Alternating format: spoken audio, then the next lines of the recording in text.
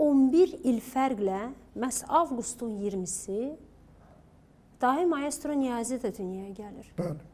Bugün həm də dahi maestronun doğum günüdür və Xan Şuşinskinin Allah doğum günüdür və eləsin. hər ikisinə ruhları şad olsun və bir söz var, deyirlər ki, əvəz olunmaz insanlar yoxdur. Amma bu sözlər bu insanlara aid deyil. Hər ikisi də yəni bunlardan gəlməyib.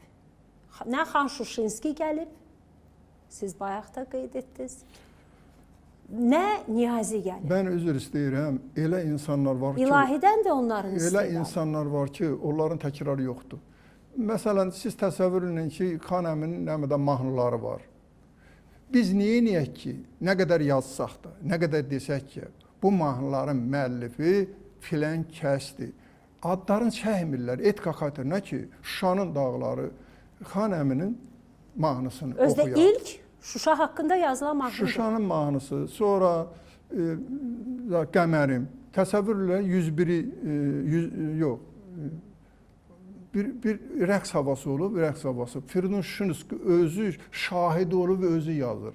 Şuşada hətta qızın atasının adını belə çəkir, Qəmər. Çox gözəl, zəmanəsinin gözəli. Xan Əmi də bir deyir, hardasa 35 yaş olardı. Əlbəttə, o Xan Əmidən xeyli kiçik olub. Təsəvvür elə, birdən qəşəngdir, nədir havanın adı. Bu havaya, deyir, o zaman bütün xanımlar, qızlar o havayı oynayardılar. Qəmər də ən gözəl oynayandan biridir.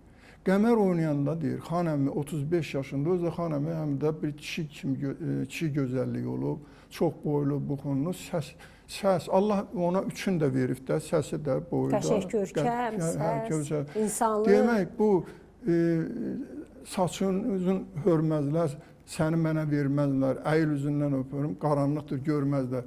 Bunu elə orada qoşuyor bunu.